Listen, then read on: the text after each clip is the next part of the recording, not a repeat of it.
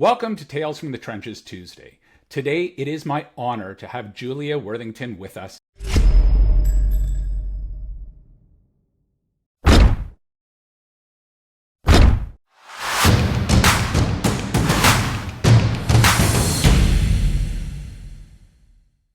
So Julia Worthington has been a fundraiser for over 25 years, working as a volunteer and professional fundraiser for national, regional, and international charities. Julia has always been a generalist fundraiser, starting out as a sole fundraiser with the Railway Children, an international development NGO trying out all types of fundraising. She later became head of fundraising for the Prince's Trust. Corporate fundraising became one of her favorite income streams, with a career highlight being winning Best Charity Partnership internationally for a partnership with SSP Rail UK Limited. For the last 11 years, she's been a consultant, trainer, coach, and mentor, running her own consultancy, Amber Consulting. In 2000, Julia created 6 Simple Steps to a Corporate Fundraising Strategy, a training program that helps fundraisers to develop their first corporate partnerships from scratch. Julia focuses her attention on smaller charities, working with many generalist fundraisers, supporting their career development through her training courses, webinars, and Facebook groups, like Corporate Fundraising Chat. Julia is also the trainer for CIOF, Corporate Fundraising Management Level course. So welcome, Julia. Thank you.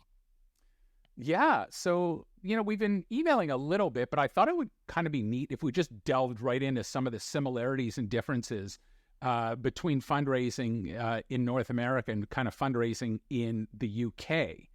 So how was philanthropy spoken about around your dinner table growing up? And, I guess what I'm really looking at is to see if perhaps there are differences in the UK than here in Canada and North America. For me, philanthropy probably wasn't a word that I'd heard until I got to, till I started fundraising. It wasn't really a word that we would have used at home. And we didn't have a huge amount of money anyway, so my dad was out of work for a lot of my formative years. So we probably wouldn't have, talked about donating money. Although, we were part of a church, and we were part of, I was a member of the Guides and the Brownies, and you'd call them Girl Scouts, I think. And so we always did fundraising for those. Oh, we had Brownies and Girl Scouts. So yeah, we would do fundraising for the church, and we'd do fundraising for the Guides and the Brownies. And, there was also a children's charity called Bernardo's, which we used to do lots of fundraising for as children and through school. So I was involved in fundraising, but I wouldn't say that philanthropy was something that we ever really discussed at home. My dad's very Edwardian as well in his views, and he doesn't think you should talk about money. So, yeah. And that's exactly what I was hoping to get at, right? So it's a North American phenomenon as well as the UK. They don't really talk about money. It's one of those taboo subjects. In North America, we certainly don't ever discuss, how much we earn, or how much we paid for X, Y, and Z. Where other places in Europe, it's freely spoken about. Yeah, yes, definitely not in us uptight Brits. Don't like talking about money. Exactly. So in doing some research on the topic, there's some evidence that both the UK and North America have a very charitable culture. But the UK seems to be heavily favored the long-standing institutions like universities and cultural organizations. That was kind of some of the research I could glean, but getting it from the as they say, the horse's mouth would be perfect. Is that kind of how you see it, or is it a little different? I would say, in terms of, you mentioned universities, I would say potentially in terms of the older universities, so like Oxford and Cambridge, the ones that are really well known. Yes, that I should imagine there is a belief, if you go there, that you will give back at some point. And certainly one of the philanthropists that I used to deal with when I was at Prince's Trust was he headed up campaign for Oxford University because he'd gone there, and so he then headed up their campaign for, it was, I don't know, 350 million or something. But I would say we've got a lot of newer universities in the UK, and there's, I think, the way the UK sees giving is different to North America in terms of universities. I've always thought that with North America, you go to university and then you have this belief that you will give back at some point, and you're kind of waiting for the alumni call to say, hey, how about giving a bit back? But that's not as established here, I don't think, in terms of universities, apart from, I would say, as I said, the really old ones. But in terms of institutions, definitely are some really well established institutions in the UK that probably set up in the Victorian era, where people give.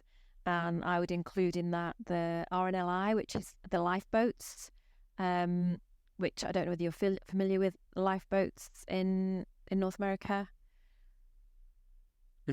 Yeah. But I am personally. But you can share it for our listeners. Well, we're an island nation, and so we have a lot of coastline, and so the lifeboats are kind of the fourth. They often call themselves the fourth emergency service, but they're not funded by government. So all around the coast of the UK are situated these lifeboats that if somebody is in danger, and when I'm talking lifeboats, I don't mean the ones that you have on a ship. These are high-tech boats and each boat is tailored to where it is in the UK as well. And so, for example, I'm in the northwest of England, and we have Morecambe Bay, which is a very massive bay. If anybody's been over here near the Lake District, but it's very shallow. So, we do a lot of this whelk picking and picking of shellfish that goes on there. And lots of people get caught out with the tides there. So the RNLI there, the lifeboats there, would be very shallow boats. Dinghies really with an outboard motor. But if you're down in Cornwall, where it's more rugged, it's very granite rock down there, and really high seas, they would be using a more state-of-the-art cabin type lifeboat that is can take all the really rough seas, because those ones will generally be going out when the sea is at its worst and a boat is in peril. So that's all that's been going on. I don't know. I think they're about 150 years old, the lifeboats. So they have a great following and a great support, and a lot of legacies are left to them, and that's a big part of their income. And we have a few others like that. We have guide dogs for the blind, which I think you are familiar with, and possibly one of our biggest is Cancer Research UK. So that's kind of in terms of charity size, that's kind of the mega charity in the UK. That's as it does, as it says on the tin, Cancer Research. So those are the big ones really that have that established income that people just give to without really thinking twice about it, because the brand is so well known. Right. And do folks tend to give to hospitals? Canada and the UK are very similar in the fact that we have a somewhat socialist healthcare plan, right? So everyone has access to healthcare, as opposed to our friends in the States where it's all privatized. So I worked at a hospital for a number of years, and it was always that challenge to ask folks for a donation, because many folks felt it was the government's responsibility, and that's what they're paying taxes for. Yeah, and we have exactly the same here. So our healthcare is a socialist healthcare system, National Health Service, free at the point of delivery, and people definitely feel that. I know people who work in hospitals as fundraisers, and it is a real challenge. That is one of the big barriers when you ask people for support, that should be paid for by the government. But you know what it's like when you're a fundraiser, and that's one of the pushbacks you get. You have some answers that you've worked out for that. And I know a lot of what's provided in our local hospital. I used to know the fundraiser there quite well, and it was very much above and beyond what would be supported by the government. So, certain things, if the hospital said, oh, well, will you pay for that? Then the charity would say, well, no, we won't, because that's part of what you can get from paid for by government. But we will pay for this additional thing that is, or maybe an upgrade on a machine, a particular machine that they wanted, and government will only pay for a certain standard. So, and they want the state-of-the-art one, so you fill that gap. So, yeah, there's definitely there's wiggle room there when you're talking to people about how you support that. Yeah. It's very similar to Canada, right? So, when I worked at the hospital, my response was always, well, the government provides a minimum level of care. Yeah. You really don't want that minimum, right? So if you want something this big, you have to invest in it. But I know that, like, for instance, with the nursing shortage that's happened in the past, if, Mrs. Smith decided to give you a nice check and say, go hire 10 more nurses, we actually can't do that in Canada. It's against the Canada Health Act. Okay. That the only people that can employ the nurses are the government, because it becomes a budget item every single year. Where if you're replacing an X-ray machine, that's just kind of normal wear and tear that donors can pay for, but they can't go and pay for 10 new nurses. That has to be approved by the government, and that would be the same here. I think the biggest challenge when I've spoken to fundraisers in our health service is that people donate to specific wards. So they'll say, I want this to go to the neurosurgery ward, I want this to go to, ear, nose and throat ward. And then you've got, I don't know, 30 wards who've all got small pots of money. But if you add all those pots of money together, that might be £3 or £4 million pounds. But because they've only got small pots, they can't really do anything major with it. And I know somebody who was CEO of the charity at a children's hospital just outside Liverpool, Alderhay, which is, one of the UK's best children's hospitals. And when she went in, what she actually did was close down all the ward funds, which didn't make her very popular at first. She had to win a few friends back.